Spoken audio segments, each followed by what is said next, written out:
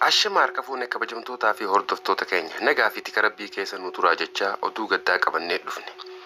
Tarabbii hin beekanii maal waa godhanii jiraachuu keenya of beekna malee guyyaa duunu bakkatti duunu akkaataa itti duunu wanti beeknuu fi nuuraa gamitasa hin jiru.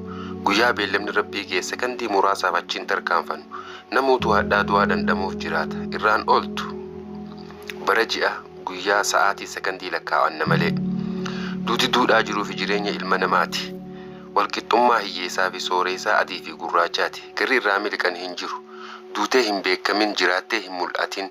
Jiraattee qaamaan sin argin duutee rifka keen argin. Kana kan rakkoo yaaddoo maatii fi firaa qalbiin alatti rarraatee gaafii galgalaa ganamaa furmaata hin qabne itti ta'ee sammuun boqonnaa dhoowwee aara galfii kutee ijji imimmaan qoorsuuti. Tattaafin iyyaafannoo teenyaa imimmaan maatii qalbii rarraatee alatti goggoyti. Odeeffannoo kana gurra buufne tarii yoo qorsite jenneeti. Sila addunyaa tana keessummaa dhufne keessummaan gala qabdi waaraan rabbumaa.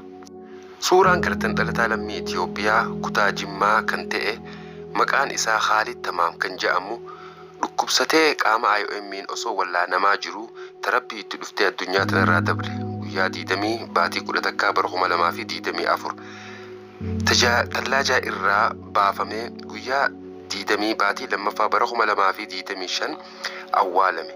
Rabbi rahmataa godhuuf gadda nutti dhagahame ibsachaa fuulli rabbii itti haa tolu firaa fi aaliif obsaa fi jajjabina hawwinaaf. Fakkaataan akkanaa kan biroo biyya Yemen keessa baay'ee waan jiruuf jecha reefi ilma namaa tallaajaa irraa boqonnaa argatee awwaalcha qaama biyyee irraa uumamee argatuuf dhaamsa lammummaa dhaammanna. Xumura irratti viidiyoo kana sheer gochuun akka wal bira geeftan kabajaa fi ulfinaan isin gaafanna. Horaa bulaa galatoomaa.